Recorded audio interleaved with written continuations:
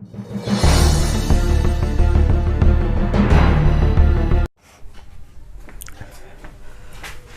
मित्रों, आप सभी को नमस्कार।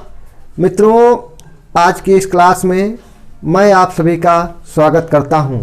मित्रों, आज हम लोग क्वेश्चन नंबर 36 करेंगे। क्वेश्चन नंबर 36 है, यदि ओमेगा इकाई का सम्मिश्र घनमूल हो तो 1 plus omega square plus dot dot omega की पावर 100 किसके बराबर होगा। ये चार ऑप्शन है हम लोगों के पास। तो आइए क्वेश्चन जो दिया है उसको सबसे पहले लिखते हैं। 1 plus omega square plus dot dot plus omega की पावर 100। मित्रों, ये एक सीरीज जो है यहाँ पर तैयार हो रही है, गुणोत्तर श्रेणी है। कैसे है देखिए, प्रथम पद जो है यहाँ पर A1 है और इसका सारानुपात कॉमन रेशियो जो R होता है वो T2/T1, यानी दूसरा पद बटे प्रथम पद। तो ओमेगा/1 बराबर ओमेगा स्क्वायर अपान ओमेगा, ये निकल करके हमको ओमेगा दे रहा है, यानी सारानुपात जो है कितना है, कॉमन रेशियो ओमेगा है। प्रथम पद A बराबर इतना है। कुल जो पद है इसमें देखिए, यहाँ से ओमेगा की पावर 1 यानी 1 2 3 और 100 तक जा रहे हैं, 100 तक, यानी 100 और 1 101। कुल पद जो होंगे, पदों की संख्या n बराबर यानी 101। हमें गुणोत्तर श्रेणी के 101 पदों का योगफल ज्ञात करना है और फार्मूला हम लोगों के पास होता है गुणोत्तर श्रेणी के n पदों का योगफल SN बराबर a r की पावर n माइनस 1 अपान r माइनस 1। ये हम फार्मूला लगाएंगे यहाँ पर।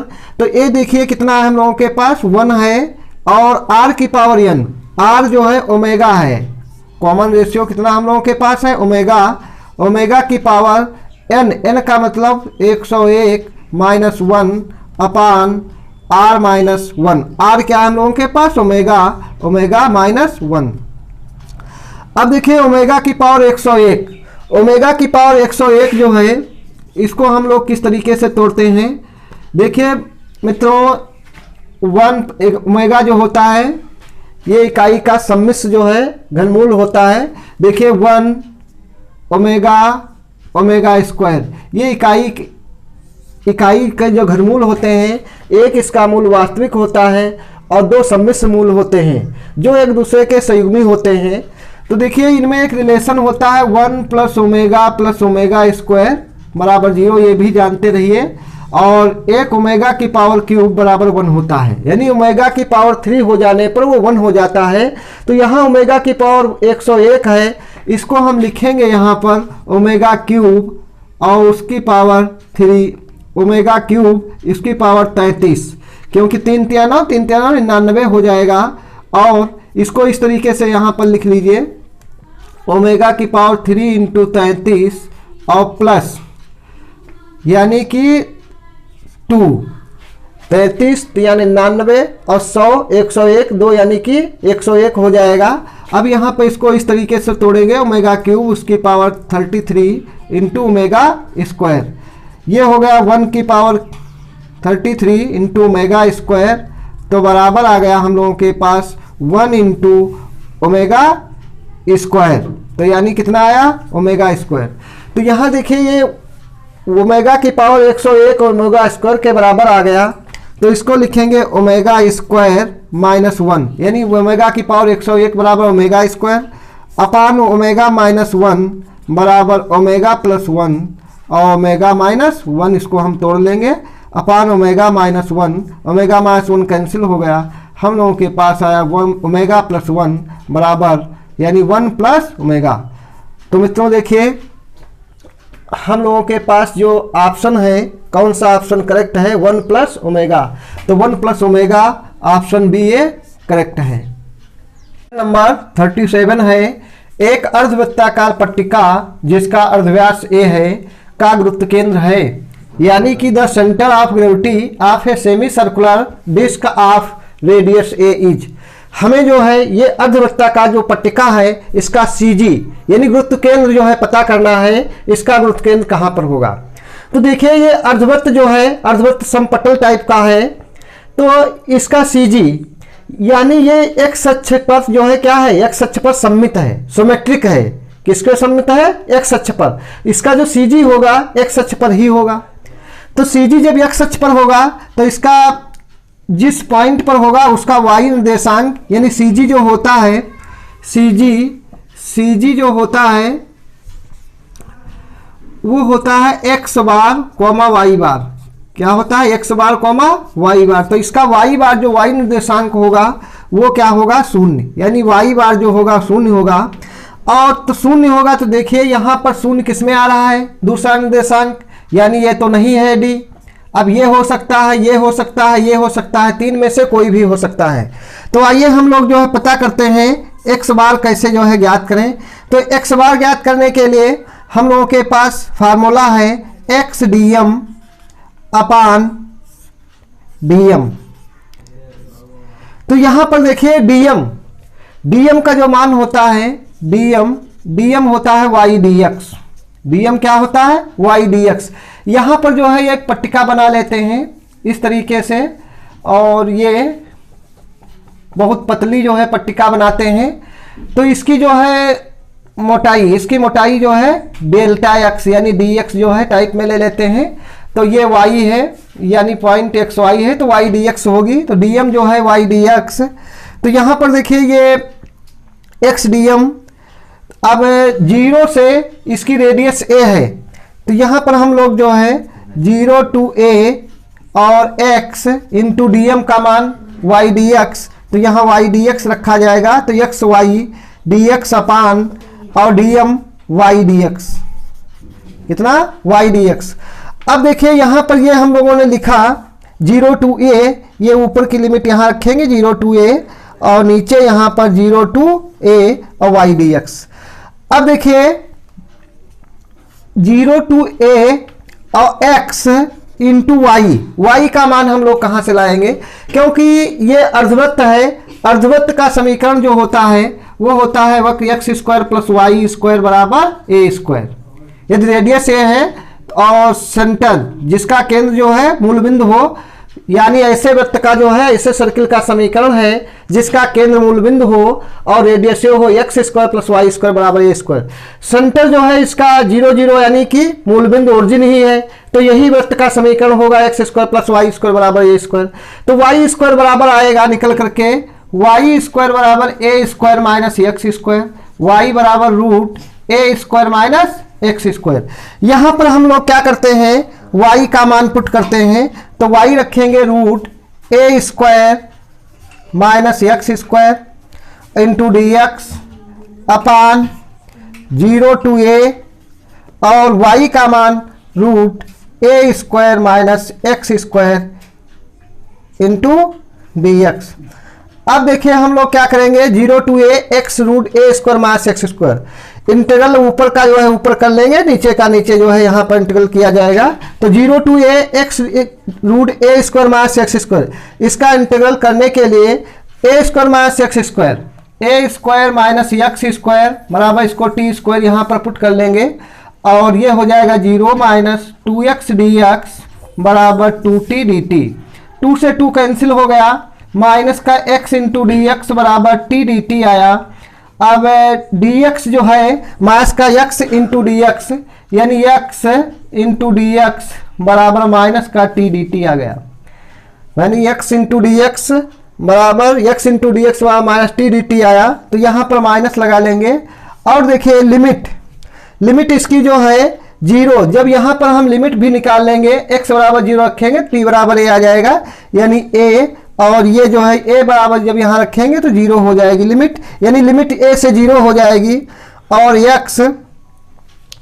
x इंटू डी एक्स बराबर t dt और ये हम लोगों का आ जाएगा रूट यानी t स्क्वायर, तो एक t ये दे देगा इंटू यानी एक यहाँ पर जब टी स्क्वायर रखेंगे तो टी रूट से जो है टी स्क्वायर हट जाएगा यानी टी आ जाएगा एक्स डी एक्स बराबर टी डी टी, यानी एक टी स्क्वायर हो जाएगा और डी टी अपान देखिए नीचे यहाँ पर जब हम लोग करेंगे यानी 0 to a root a square minus x square, ये फार्मूला होता है 1/2 इसका इंटीग्रल 1/2 यानी x आ जाता है और यहाँ पर जो कुछ दिया होता है वही लिख लिया जाता है।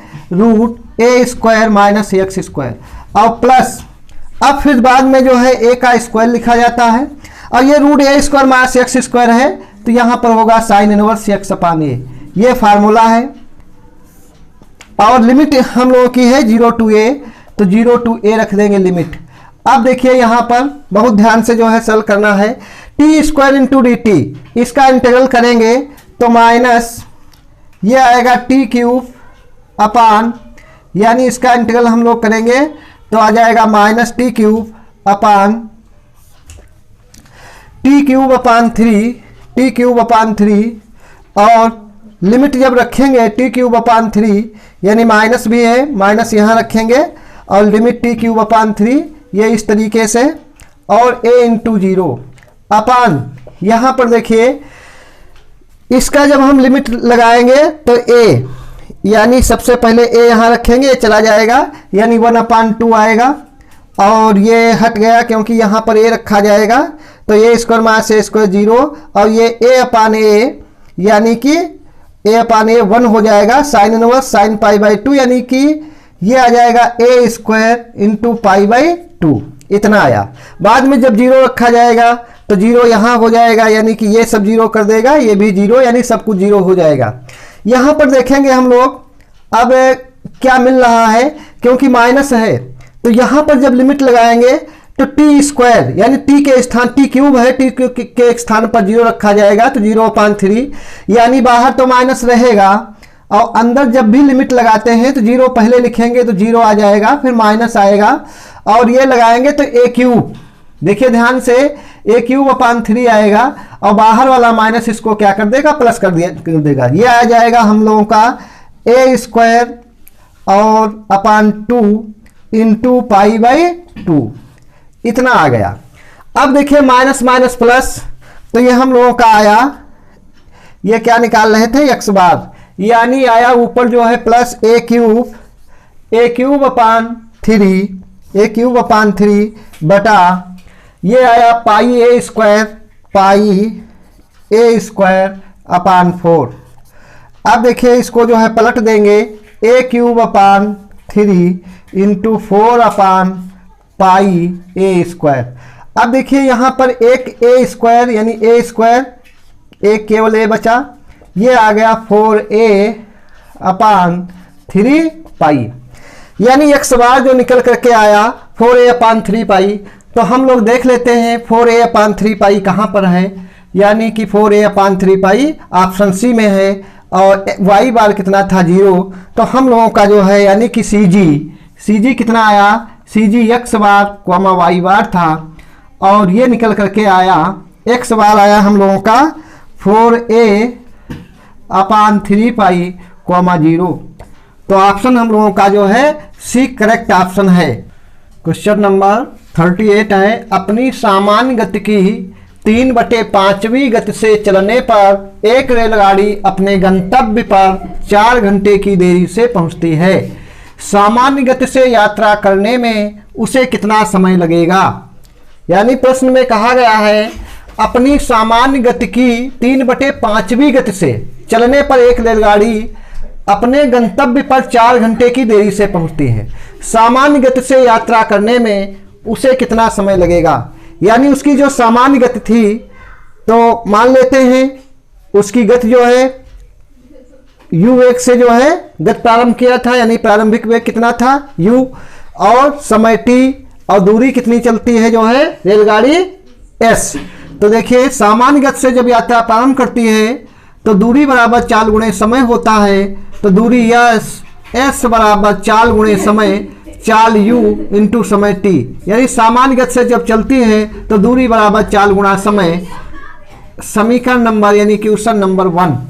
फिर उसने कहा है कि गति से चलने पर, यानी सामान्य गति की 3/5वीं गति से, यानी सामान्य गति से जब यात्रा कर रही थी तो उसकी गति कितनी थी, चाल कितनी थी u, लेकिन अब कहा है कि 3/5वीं गति से चलने पर, यानी 3/5वीं गति से चलने पर, यानी उसका 3/5 चलता है। पहले जिस चाल से चल रही थी, यू चाल से चल रही थी, U1 से जो है वो रेलगाड़ी चल रही थी, अब इसका 3/5 हो जाता है। तो कहता है कि रेलगाड़ी अपने गंतव्य जहां पर वो पहुंचना चाहती थी, पहुंचने वाले स्थान पर 4 घंटे की देरी से पहुंचती है। ये समय कितना लगता है? समय 4 घंटा ज्यादा लगता है, अधिक लगता है। पहले जब वो रेलगाड़ी चल रही थी तो सामान्य गति थी, तो दूरी बराबर 4 गुना समय, ये हमने लिख लिया। अब क्या है, वो एक अपने गंतव्य पर 4 घंटे की देरी से पहुंचती है, क्योंकि उसकी चाल कम हो गई, 3/5 हो गई ना। पहले चाल u थी, तो अब u का यानी चाल u का 3/5। तो देखिए u का 3/5, तो u का 3/5 3u/5, यानी अब उसकी चाल कितनी हो गई? 3u/5 जो है, यानी इतनी चाल से चल रही है। तो देखिए यानी दूरी बराबर, यानी वही दूरी है, यानी अपने गंतव्य पर 4 घंटे की देरी से पहुंचती है, यानी दूरी तो वही है ना। यानी तो u कितना हो गया? 3/5 और u और इंटू टी, समय कितना लगता है? समय लगता है 4 जो है घंटे ज्यादा, यानी t+4। तो ये हम लोगों ने लिखा। अब समीकरण नंबर 2, यहां पर देखिए समीकरण 1 और समीकरण 2 में दूरियां तो बराबर हैं। जब ये बराबर तो इनको हम बराबर लिख सकते हैं ना, ऐसा तो किया जा सकता है। तो समीकरण 1 और समीकरण 2, तो u2 बराबर ये लिखेंगे 3/5 और u और t+4, यानी समीकरण 1 और 2 से, समीकरण 1 व समीकरण 2 से। तो देखिए अब क्या हुआ, u से u कैंसिल और इधर t आया, तो t बराबर 3/5 t+4 और क्रॉस मल्टीप्लाई कर लेते हैं। क्रॉस मल्टीप्लाई करेंगे 3t आ जाएगा। कितना आ जाएगा? 3t, यानी 3 नहीं 5t। कितना? 5t बराबर 3t है इसके साथ, और 3 चौके 12, ये 5t इधर आया, यानी 5t नहीं 3t इधर आया बराबर 12। 5 से 3 गया, ये कितना आ गया? 2t बराबर 12 और t बराबर कितना? 12/2, यानी 2 1 कम 2, 2 6 12, यानी ये निकल करके आया t बराबर 6। यानी t बराबर कितना आ गया? 6 आ गया। कितने घंटे? 4, यानी 4 घंटे। ये समय t हम लोगों ने निकाला। तो t जो है कितना? कहता है सामान्य गति से यात्रा करने में उससे कितना समय लगेगा, सामान्य गति से यात्रा करने में उससे कितना समय लगेगा। तो समय जो है सामान्य गति से जब चल रहा था तो समय t लिया गया था, तो सामान्य गति से यात्रा करने में t बराबर 6 घंटा, यानी t बराबर 6 घंटा, 6 घंटा समय जो है उसको लगेगा। तो ये ऑप्शन हम लोग देख लेते हैं, कौन सा ऑप्शन हम लोगों का सही है। ऑप्शन बी करेक्ट ऑप्शन है। क्वेश्चन नंबर 39 है, एक 75 मीटर लंबी रेलगाड़ी जो 20 किलोमीटर प्रति घंटा की चाल से चल रही है, प्लेटफार्म पर खड़े व्यक्ति को पार करने में कितना समय नहीं लगा, समय क्या होगा? तो देखिए 75 मीटर रेलगाड़ी की लंबाई कितनी है, हम लोग लिख लेते हैं। रेलगाड़ी की जो लंबाई है वो कितनी है? 75 मीटर। रेलगाड़ी 75 मीटर लंबी है 20 किलोमीटर प्रति घंटा की चाल से। उसकी चाल कितनी है? चाल है 20 किलोमीटर, यानी चाल कितनी है? रेलगाड़ी की चाल है 20 किलोमीटर प्रति घंटा। क्या है? 20 किलोमीटर प्रति घंटा की चाल से चल रही है। प्लेटफार्म पर खड़े व्यक्ति को पार करने में कितना समय लगेगा? देखिए जैसे ये रेलगाड़ी है, इधर से इधर रेलगाड़ी इधर को जा रही है, रेलगाड़ी की लंबाई इतनी है। कहा है कि रेलगाड़ी 75 मीटर लंबी है, मान लेते हैं 75 मीटर, थोड़ा और बड़ा जो है बना लेते हैं। ये 75 मीटर है, मान लिया हम लोगों ने 75 मीटर है।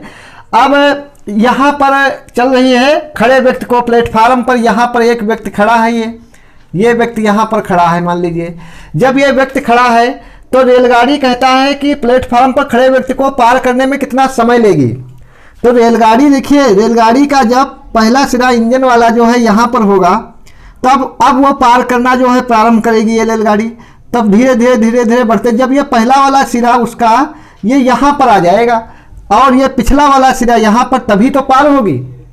तो यानी इसको व्यक्ति को, ये जो व्यक्ति है यहाँ पर, जो व्यक्ति है, व्यक्ति को पार करने में रेलगाड़ी जो है कितनी दूरी चलती है, यानी प्लेटफार्म पर खड़े व्यक्ति को पार करने में रेलगाड़ी द्वारा जो है चली गई दूरी क्या होगी? तो रेलगाड़ी द्वारा चली गई दूरी जो होगी वह अपनी लंबाई के बराबर ही होगी, क्योंकि ये 75 मीटर है ना, 75 मीटर इधर, तो ये 75 मीटर ही इधर तो जाएगी, तो यानी इसको जब पार करेगी तो कितना जो है दूरी चलेगी? तो दूरी चलेगी, कुल दूरी पार करते समय जो है दूरी, यानी कुल दूरी जो है,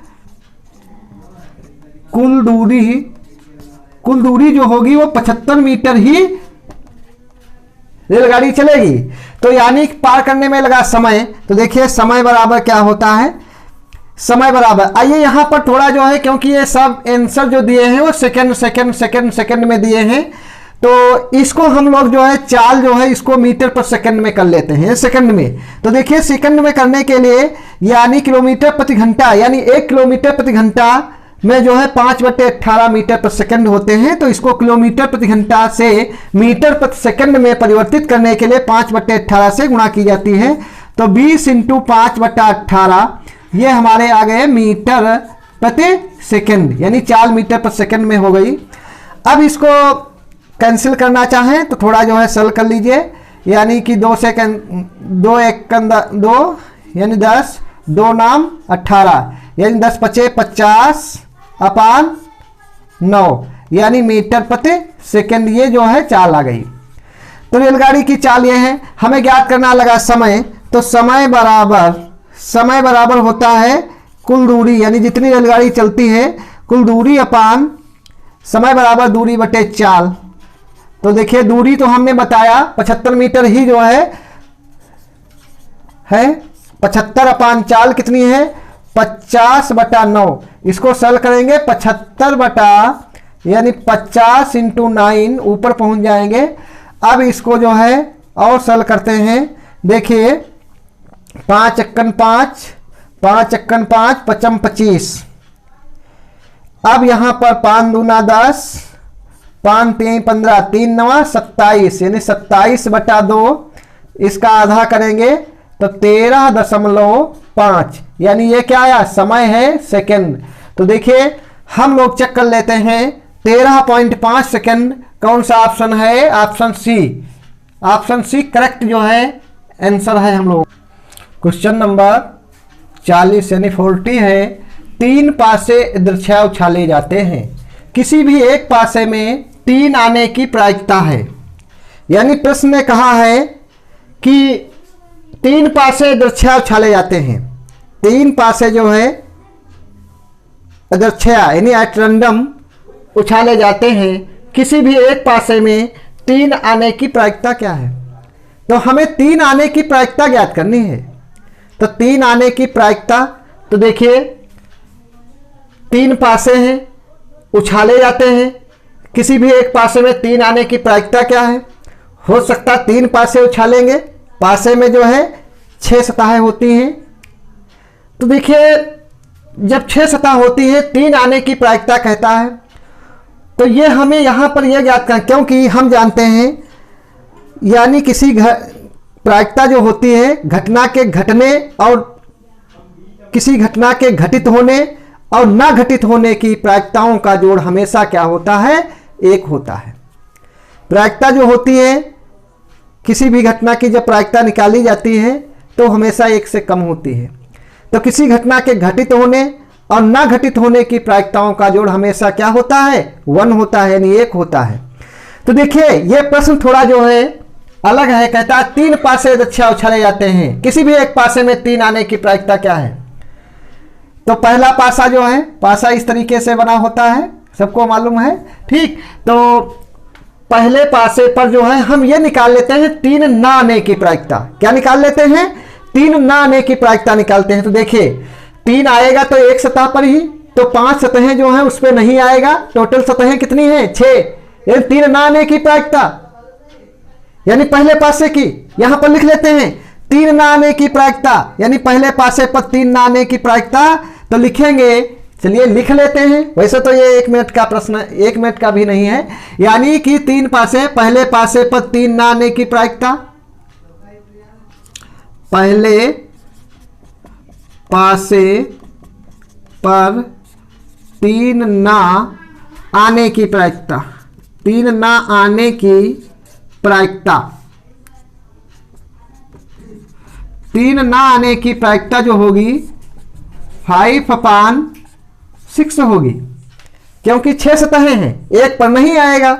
और देख लीजिए 3 ना आने की प्रायिकता 5/6, 6 और 3 आने की प्रायिकता 1/6, तो 5 1 6, 6/6 और दोनों को जोड़ देंगे 1 हो जाएगी। तो यानी सही है, यानी 3 ना आने की प्रायिकता 5/6। इसी प्रकार से दूसरे पासे पर, यानी इसी प्रकार से दूसरे पासे पर 3 ना आने की प्रायिकता वो भी 5/6 होगी। इसी प्रकार तीसरे पासे पर भी 3 ना आने की प्रायिकता वो भी कितनी होगी, 5/6 होगी। अब देखिए यहां पर ये ध्यान देना है, 3 पासे थे, एक पासे में 3 आने की प्रायिकता है, ये कह रहा है ना किसी भी एक पासे में 3 आने की प्रायिकता है। तो इनकी तीनों की यहां पर हम, क्योंकि ये स्वतंत्र जो है घटनाएं हैं, और स्वतंत्र जब घटनाएं होती हैं तो उनकी आपस में क्या की जाती है, मल्टीप्लाई कर देते हैं। तो 3 ना आने की प्रायिकता, तो देखिए 3 ना, किसी भी तीनों में 3 जो हैं यानी पासे उछाले जाते हैं, तीनों पासों में 3 ना आने की प्रायिकता, किसी पर भी 3 ना आए, किसी पर भी 3 ना आने की प्रायिकता, यानी किसी भी पासे पर लिखेंगे, किसी भी पासे पर 3 ना आने की प्रायिकता, आने की प्रायिकता वो कितनी होगी, 5/6 और 5/6। देखिए 125/216, 6×36 छक्का, 6×36 6 18 3 21, 216 इतना हो गया। अब अभी हमने बताया किसी भी पासे पर 3 ना आने की प्रायिकता, और प्रश्न में क्या कहा है, किसी भी एक पासे में, किसी भी एक पासे पर 3 ना आने की प्रायिकता, किसी भी पासे पर 3 ना आने की प्रायिकता, यानी किसी भी एक पासे में 3 आने की प्रायिकता। तो 3 आने की जो प्रायिकता होगी, 3 ना आने की प्रायिकता, तो यानी 3 आने की प्रायिकता क्या होगी, यानी 3 आने की प्रायिकता, आने की प्रायिकता जब अब जोड़ होता है सबका 1, तो 1 से इसको घटा देंगे, 125/216, ये 216 माइनस 125/216, 6 से 5 गया 1, 21 से 12 गया 9/216, 91/216, यही क्या हम लोगों का आंसर। आइए ऑप्शन जो है चेक कर लेते हैं, 91/216 ऑप्शन बी क्या है, करेक्ट है।